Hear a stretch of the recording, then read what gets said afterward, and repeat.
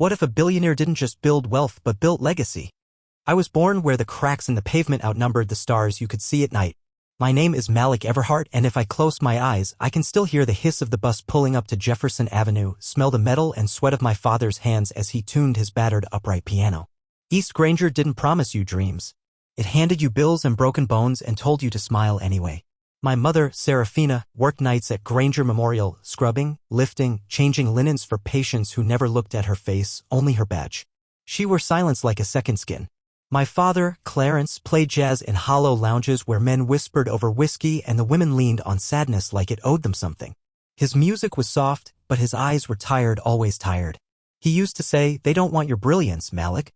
They want your obedience. Make them choke on your light." At 7, I memorized multiplication tables like scripture. At 10, I started tutoring kids 3 years older than me. I wasn't smarter, just hungrier. Hunger isn't just for food, it's for air when the world keeps trying to suffocate you. Our neighborhood was an orchestra of broken things, sirens instead of lullabies, plywood over opportunity. But I had a mother who ironed my uniform even when the heat bill wasn't paid, and a father who sat beside me with a candle sounding out words in books I'd borrowed from the library on Main. When I got into Granger Tech on a scholarship, the counselor told me, "Don't expect too much, Malik. Stay realistic." I smiled, but inside I lit a fuse. I didn't just want to leave East Granger, I wanted to build a bridge back to it, strong enough for others to cross. While other students were downloading music and texting each other, I was building algorithms. At 15, I reverse-engineered a stock prediction model on a school computer with a cracked monitor. I used it to track penny stocks, and with the $50 I saved from tutoring, I turned it into 500 in 6 months. My mother cried, not because of the money, but because I didn't tell her. She thought I was selling something I shouldn't. By the time I was 17, I had neighbors handing me grocery money to do what you did with those charts. They trusted me not because I wore a suit, but because they saw me every day. I showed up. I didn't promise miracles, I showed math. College was a different kind of storm. I got into Howard and then Harvard, but I picked MIT. Numbers didn't lie. People did. And the further I went into boardrooms and scholarship galas, the more I realized success was coded in a language built to exclude us. I learned their language. I learned to sharpen it, bend it, rewire it. Obsidian Grove Capital was born on a folding table in a one-bedroom apartment in Cambridge. My first clients were janitors and cafeteria workers who pooled their savings because they believed I wouldn't play them. And I didn't. I grew their money like it was mine. I built slow, solid, and unshakable. By 25, I wasn't rich. I was undeniable. Wealth came. Quietly at first. Then with thunder. I bought a townhouse in Harlem, not to escape the past, but to honor it. I drove a vintage Navy Continental, not for show, but because my father once dreamed of owning one. I wore watches older than me and tailored suits that reminded me I'd earned every thread. But money doesn't bleach skin. I would enter rooms where I was the only one whose shoes had known hunger. They smiled politely, congratulated me on how articulate I was, asked if I played sports before this. I learned to answer with precision, to wield politeness like armor. And yet, I never stopped reaching back. I built mentorship centers in Detroit, Chicago, Newark. I funded full scholarships for Black students pursuing STEM. I hired from overlooked communities, paid them real wages, offered health insurance, equity, ownership. Not charity. Partnership. I wasn't a savior. I was a mirror trying to reflect what was possible. But even mirrors get spat on. It was at a fundraising gala in Boston when I first met her. Eleanor Wexley. A name made of silk and champagne. She wore a gown like a statue wears marble effortlessly. Her smile was wide, camera-ready, the kind you find in magazines beside articles about yacht auctions and ethical diamonds. She approached me like we were peers. Maybe we were. But I knew from the moment she spoke that we saw the world through different lenses. "Malik Everhart," she said, reaching out with a handshake that felt more like a claim. "I've been reading about your work. It's inspiring." Inspiring. A word so soft it bruises. I nodded. We spoke briefly, mostly her, mostly compliments. She name-dropped philosophers, mentioned she had studied equity theory at Stanford. Her voice had the cadence of someone who believed their thoughts were always worth applause. She followed me on social media the next day. Then came the messages. It started innocently enough. She shared articles, congratulated me on a feature in Forbes, asked for a meeting to discuss systemic leverage and wealth redistribution models. I wasn't used to conversations like this. Wealth and activism often dance together awkwardly. But then she asked for something else. A message that read, "I have a wild idea. What if you made a bold gesture for the future? Imagine the impact if you transferred your wealth, your assets, to someone like me. To demonstrate that wealth is not the end goal, but liberation is." I stared at it. Someone like her? She was white, rich, well-connected, educated at Stanford, from the upper crust of Boston aristocracy. She had never been denied housing for her surname, never been followed in a store, never been stopped by police for doing 28 in a 25. And yet she asked, as if my wealth was her inheritance, as if her theory of justice required my sacrifice but not hers. I didn't reply. She sent another.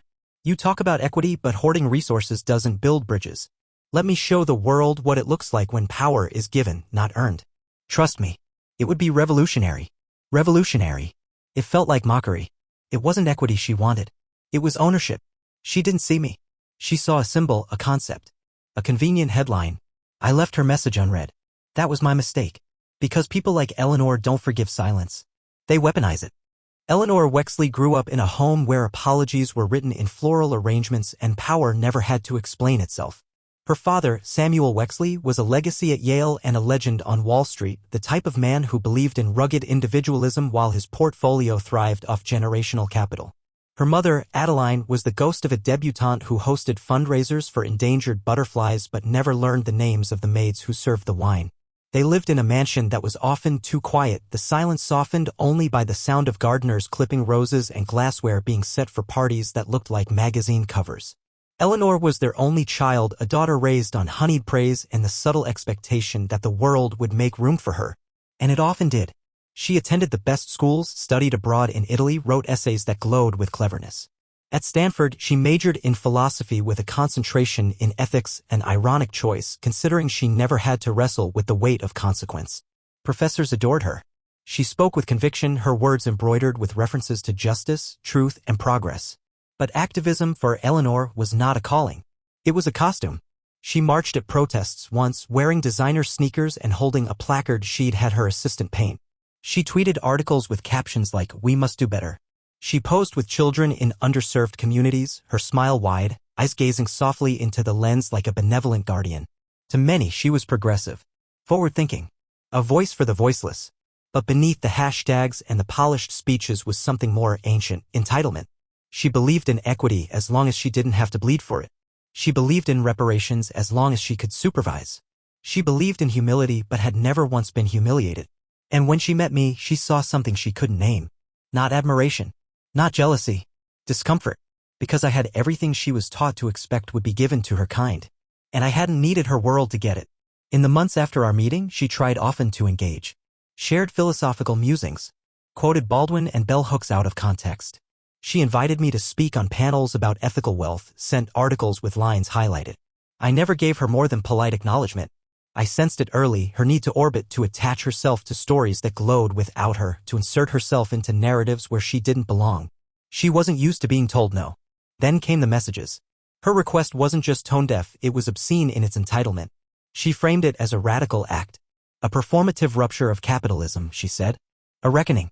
She truly believed that I should liquidate my assets, dissolve Obsidian Grove, and transfer my fortune to her care. She promised transparency. She'd invest in communities and amplify the movement. When I didn't respond, she pressed harder. Why be another capitalist in blackskin? Why not lead by surrender? Your power only matters if you're willing to burn it down. It was stunning. A woman born into wealth who had never been denied anything was asking me, someone whose every dollar was fought for, to give up everything for the optics of revolution. But I didn't respond. Not because I was afraid. Because I had already seen this story before. I knew how people like Eleanor operated. When welcomed, they wrapped themselves in borrowed struggle. But when denied, they turned. And she turned. At first, it was a whisper. She began posting cryptic messages online, hinting at the false prophets of colorism and the commodification of identity. She never mentioned me by name, but the subtext was unmistakable. She used phrases like performative black excellence and corporate-funded activism. Her followers, mostly liberal, mostly white, began to echo her sentiment. Then came the podcast appearances. She told stories about a black investor who had refused to redistribute wealth despite preaching equality. She called it a betrayal of the movement. She spoke calmly, even kindly. Her voice was always soft, but her words were laced with acid. He could have made history. Instead, he clings to empire like all the others. What followed was worse. She launched a digital campaign called #TrueEquity. Its mission, she said, was to expose the silent enablers of oppression within marginalized communities. She never named names, but every image, every reference pointed at me. She began organizing. The first protest was small, 30 people, maybe. They stood outside the Obsidian Grove office in Midtown holding signs that read, "Capitalism isn't black or white, it's broken. Justice isn't a brand. Redistribute power, not speeches." She stood at the front with a megaphone, her hair tied back, her eyes blazing with a righteous fury she had never earned. Cameras flocked to her. She was white, photogenic, articulate. Her narrative was easy to package. And the headlines followed. Young philanthropist challenges elite investor over true equity. Is black capitalism a betrayal of the struggle? Meet the woman calling out performative activism. I read each headline like a note from a long-lost mirror, reflecting not truth, but distortion. But I didn't respond. Not yet. My board urged me to issue a statement. My legal team suggested we threaten defamation. But I knew that would only validate her script. I was cast as the villain in a play she had written in her dorm room years ago. If I roared, she'd paint herself as the victim. So I remained still. Let her rant. Let the noise grow. Because truth, when patient, becomes a weapon sharper than outrage. But it wasn't just me she attacked. She began targeting the people I'd uplifted. One of my ments, Jamari Ellis, a brilliant robotics student from Detroit, lost an internship after Eleanor's allies circulated a letter questioning the ethics of Malik Everhart's influence on young minds. Another center in Baltimore was defaced. Spray paint across the brick read, "Black skin, white agenda." A teacher I had once funded in Chicago was doxxed. The protests grew. Not massive, but noisy enough for the press to circle. She had become a symbol, a martyr for a cause she had invented. To her followers, she was brave, speaking truth to power. To me, she was something else. A reminder that even when you rise, there will be those who demand your fall, because your existence disrupts their myth of superiority. But the time for silence was ending. I was not going to war. I was going to speak. They say silence is a form of wisdom, but there comes a point when silence is mistaken for surrender. The storm Eleanor had stirred was no longer just an online trend or fringe protest. It was becoming a fire, one that leapt across state lines, into classrooms and boardrooms, infecting conversations with suspicion. Her narrative, crafted with careful ambiguity, had painted me as something grotesque, a man who had escaped the struggle only to replicate the systems that once oppressed him. She never said it outright. That was her craft. She spoke in implication, letting others stitch the dagger while she simply handed them the needle. And yet I still said nothing. I watched. I measured. I needed to understand what drove her. Not the surface story everyone knew, the media version by now. I wanted to see behind the fabric. To understand how a woman born into luxury could twist the language of justice into a weapon of vanity. So I requested a meeting. It was a Wednesday, early spring. Rain tapped against the window of my office, steady and soft. I sat at the long glass table that overlooked Central Park. Clean lines. Steel frames. The scent of coffee and fresh paper. Eleanor arrived 15 minutes early. Of course she did. Her hair was pulled into a loose knot, her blazer intentionally oversized, her makeup light but practiced. She looked like the cover of a magazine titled Modern Revolution. "Malik," she said with a practiced warmth. "You're bolder than I thought." I nodded. Offered her tea. She declined. Of course she did. We sat. For a moment, neither of us spoke. The silence wasn't awkward. It was charged. "I wanted to understand," I began, "what you truly wanted." She raised an eyebrow. "I've made that clear, haven't I?"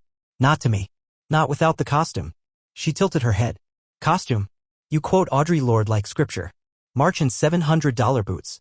You call for equity, but only when it means someone like me must shrink so someone like you can be applauded." She smiled, thin and controlled. "You sound angry." "I'm not angry," I replied calmly. "I'm awake." Her eyes narrowed. "I'm not your symbol, Eleanor," I continued. "I'm not a walking contradiction, not a thesis project for your brand of performance justice. I don't exist to satisfy your vision of what a good black man with money is supposed to do." She leaned forward, folding her hands. "You've built a castle on a hill, Malik. A fortress of capital and privilege. And now you gate it behind carefully worded press releases and selective philanthropy. Meanwhile, people are starving." "I came from starvation," I said quietly. She looked unconvinced. "I've fed families for 10 years," I went on. "Sent over 200 kids to college, no strings. Built health centers in neighborhoods your friends wouldn't drive through. Paid off medical debt. Gave ownership to the people doing the work. And I did all of it while being called a thief by the bankers you grew up playing tennis with." A silence settled between us. Not the quiet of discomfort, but of something deeper, disbelief. You think justice is a theater, I said. And you've cast yourself as the tragic heroine. But this isn't your show. Then I slid a folder across the table. Inside were documents. Evidence. Not just of her campaign against me, but her manipulation of organizations. Emails to donors pressuring them to cut ties with anyone affiliated with Obsidian Grove. Leaked memos where she coordinated narratives instructing volunteers to raise questions about Malik's authenticity without using direct accusations. She went pale. I could release this, I said. Right now. I could end your illusion in a single post. She looked at the folder, then at me. You wouldn't. I didn't reply. Instead, I stood and walked to the window. Do you know what it feels like to have to be perfect? I asked. To never stumble because one mistake becomes a headline? To succeed beyond imagination and still be seen as someone who owes the world more than he owes himself? She didn't answer. You have never had to justify your brilliance, I said, turning back to her. But I have had to justify my existence in every room since I was 5 years old. Eleanor said nothing for a long time. Her jaw clenched. Her fingers curled around the arm of the chair like it was the only solid thing in the world.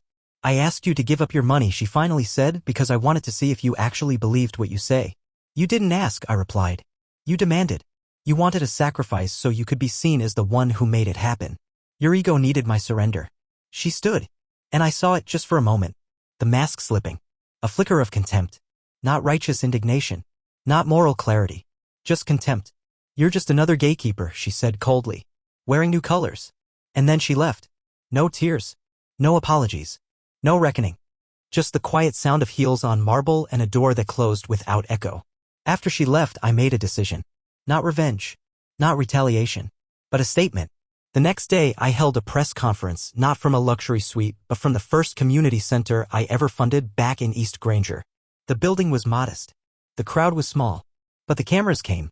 I stood before the mural of my mother painted across the east wall. Her face rising like a sun over the cracked pavement. And I spoke. Justice, I said, is not theatrical. It is not demanded through hashtags or fueled by envy.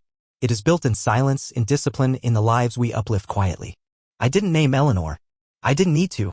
But let me be clear, I continued. I will not apologize for my success. I will not shrink to fit someone else's idea of what a black man should do with power. I will continue to build, not to prove, but to provide. The next morning, my inbox overflowed. Not with outrage, but with gratitude. Messages from teachers, parents, students, janitors, barbers, nurses. People who had watched me rise and had held their breath, hoping I wouldn't disappear into the clouds. I hadn't. And now they knew I wouldn't. Eleanor tried one last push. A video posted late at night. Tearful. Framed as a confession. She spoke about misplaced passion and a desire to hold power accountable. She never said my name.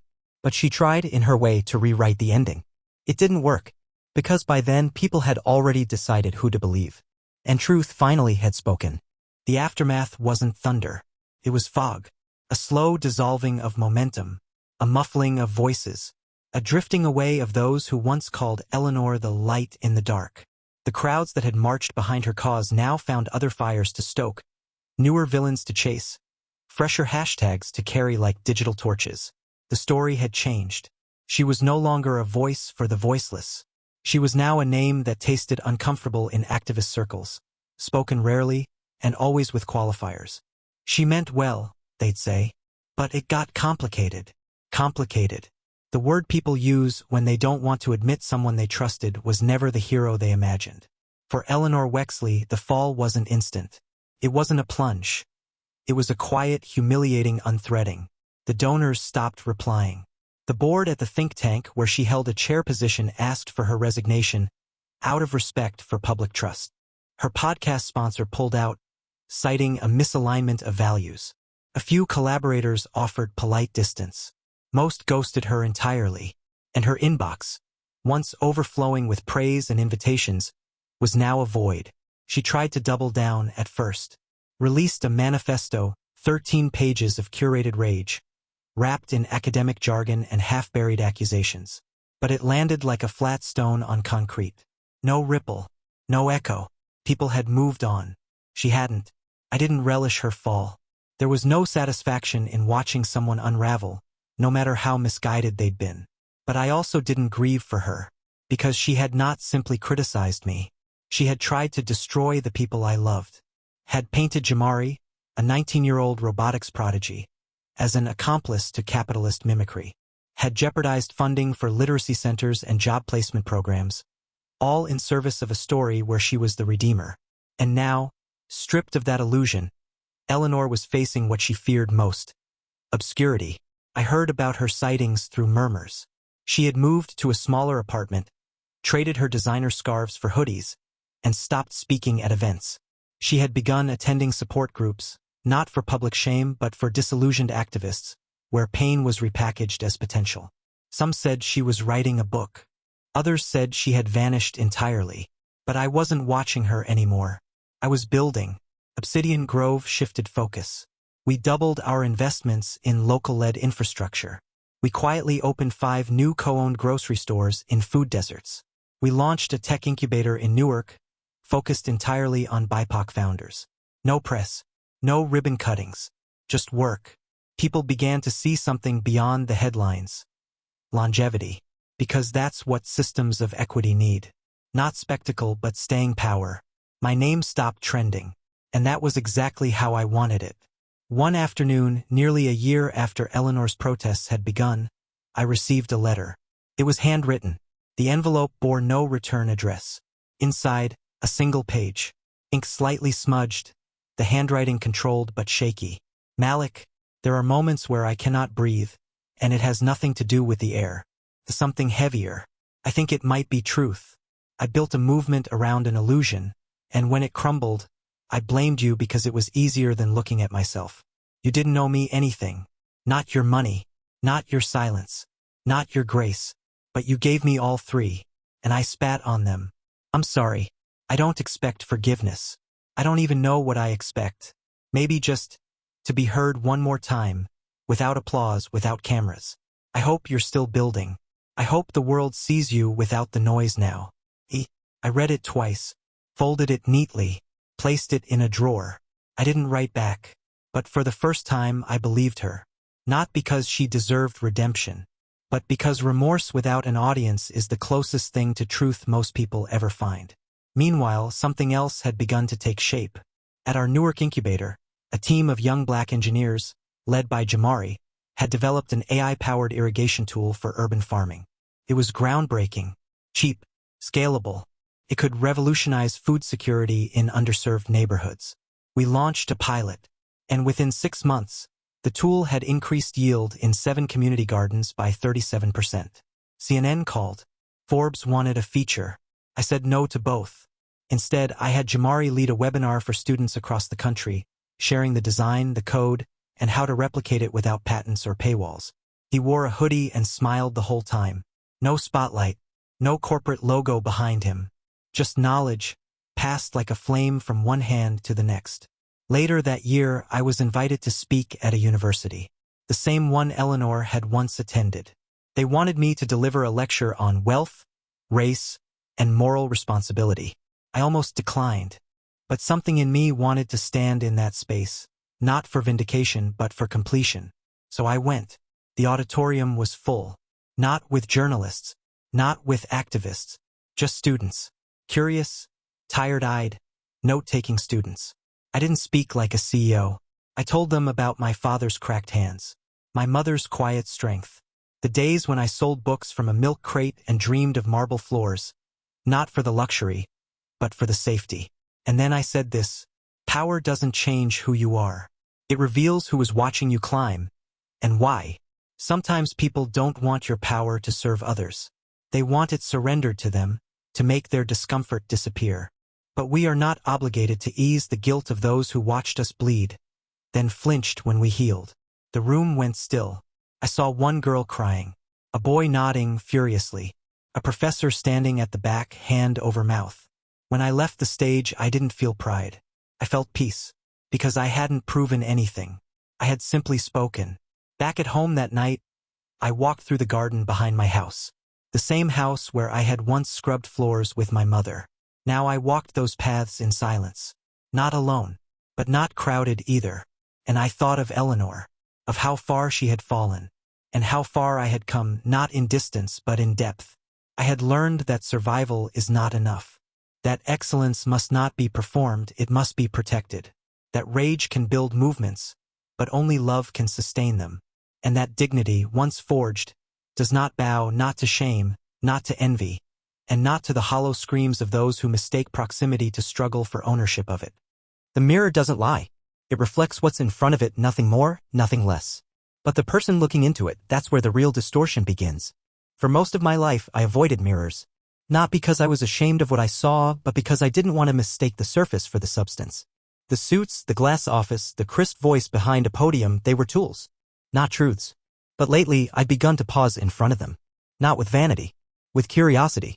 Not long after the university speech, I was at home in my study, barefoot, a jazz record humming low.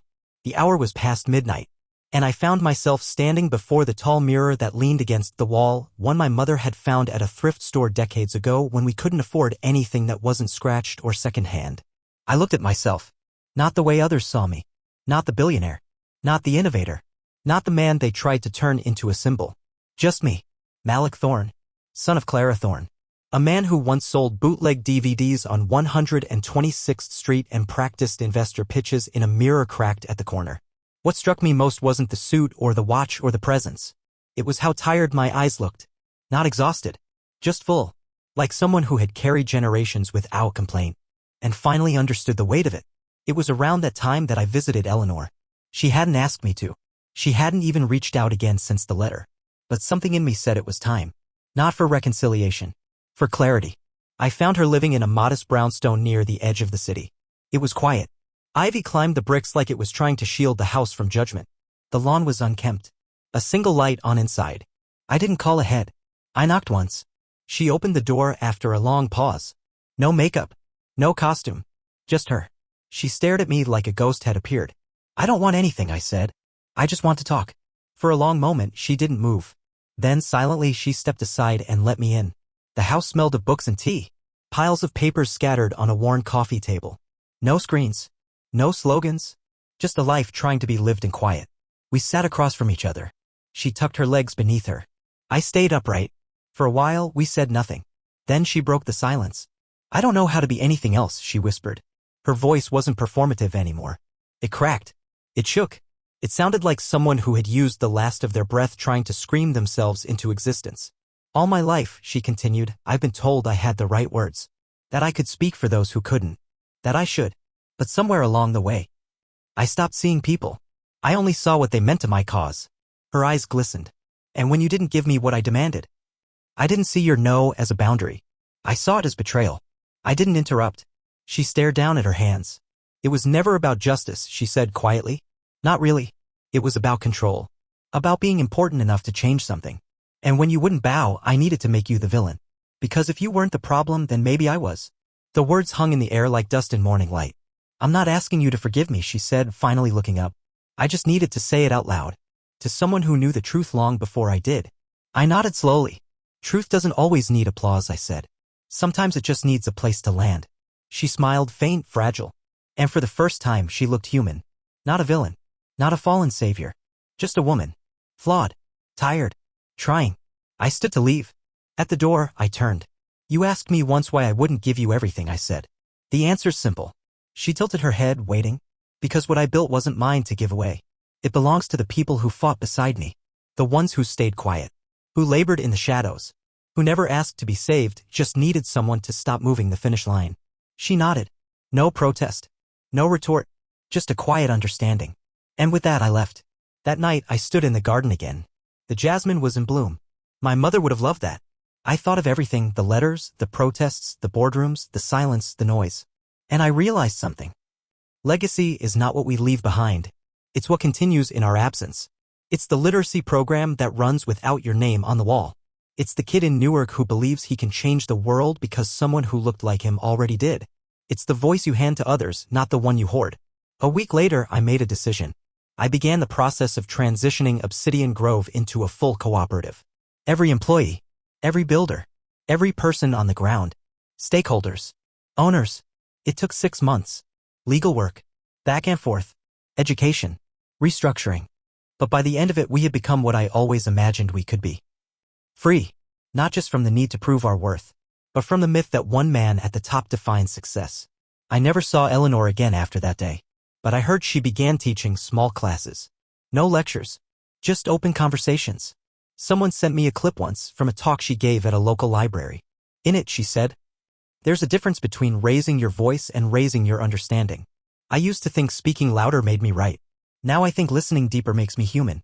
I didn't share it, but I watched it twice. Not because she'd changed, but because maybe, just maybe, she'd finally started. And as for me, I still wake up early, still walk barefoot through the garden, still keep the old cracked mirror in my study. I still carry my mother's voice in everything I do. And I still believe that justice doesn't wear a mask. It grows quietly, roots deep, shoulders broad, unshakable, like a man who remembers where he came from and builds so others don't have to claw their way up the same cliffs. It ended the way most real stories do, not with a bang, not with a viral speech or a trophy or a revolution televised, but with a letter. A quiet, handwritten note slipped under my office door. No signature, no plea, just 2 lines. "Thank you for not handing over what you were born to protect, because now I know how to earn my own." I didn't need a name. The handwriting was different this time. Steadier, less desperate. No trembling corners or smudged regret. Just resolve. It wasn't Eleanor's absolution that moved me. It was the fact that she had finally let go of needing mine. In the months that followed, I stepped back from the spotlight completely. Obsidian Grove became a model many tried to imitate. Cooperatives across the country studied our structure. Social impact funds began shifting from hierarchical boards to horizontal councils. Old systems started to wobble, not collapse, but sway just enough for new roots to grow underneath. And I returned to where it all started. Harlem. Not to build another tech hub, not to give another TED Talk, but to sit, just sit, on the same stoop where I used to count coins after selling poetry zines and knock-off headphones. A kid passed by me one day, I squinting like he recognized me. "You that dude on the news, right? The billionaire?" I laughed. "Used to be." He stared, chewing his gum. "What happened?" I shrugged. "I started listening more." He tilted his head. "To what?" "To people. To silence. To the part of the story no one puts on billboards." He narrowed his eyes. "Sounds kinda boring." "Yeah," I said. "That's how you know it's real." I still write letters. Never send them. Just write. Fold them. Tuck them away. Some to my mother, who never got to see the house she used to dream about. Others to myself when I was 19 and angry and scared and convinced I had to become everything I wasn't just to be heard. But mostly, I write to the next version of me, the one I haven't met yet. The one who will one day be old, slower, maybe softer. I hope he still walks barefoot in the garden. Still opens the gate for the kids in the neighborhood. Still believes in building without permission. You know what no one tells you? Success doesn't protect you. Not from racism. Not from erasure. Not from the quiet, calculated ways some people try to make you question your own worth. When Eleanor demanded I give her everything, it wasn't about money. It was about the unspoken belief that I didn't earn it. That someone like me, black, self-made, deeply rooted in a community that never asked for saviors, was holding something that didn't belong to him. That protest? That campaign? It wasn't just greed. It was guilt. Weaponized. Polished. Masked as morality. But I knew who I was long before anyone ever wrote about me. And that's what saved me. Not my team. Not my bank account. Not the lawyers or the think tanks. My memory saved me. Of scraping plates in diners. Of my mother scrubbing floors in homes she could never afford. Of being 12 and hearing a man in a suit say he's too angry to be a leader. Of being 16 and watching a cop look through me like I was air. You don't unlive those things. You carry them. Not as shame, but as foundation. That's why when someone tries to rewrite your story, you don't need to yell. You just keep walking forward, page in hand. And what about Eleanor? Last I heard, she was writing under a pen name. Essays about ethics and ego. Nothing flashy. No covers. No platforms. Just raw thought, typed in solitude. I don't know if anyone reads them. I hope they do. Not because she deserves a comeback, but because truth, once found, deserves a chance to breathe. Even if it arrives late. Even if it's whispered. One day, years later, I returned to the cemetery where my mother was buried. Brought no flowers. Just silence. Kneeled beside the stone. Ran my fingers over her name. "Ma," I whispered, "we're good." The breeze picked up. Faint. Gentle. Like approval. And in that moment, I understood something I had chased my whole life without ever naming it. Peace doesn't come from being seen. It comes from seeing yourself. Unapologetically. Unshakably. Without needing anyone else to understand. I walked home slowly. A man passed me on the sidewalk and nodded. "Respect," he said. I nodded back. Not because he knew me, but because he recognized me. And that more than all the money, the headlines, the battles, was enough. Recognition. Not of fame, but of truth. I tell this story now not for applause, not for pity, not even for justice. I tell it because someone, somewhere, might be standing in front of a mirror asking if their no is valid, if their yes will ever matter, if what they've built can stand against the storms that try to strip them down. To you I say, it can, it will, it must, because what you carry, your skin, your soul, your story is not up for debate. It is a monument, unbreakable. And you are the architect.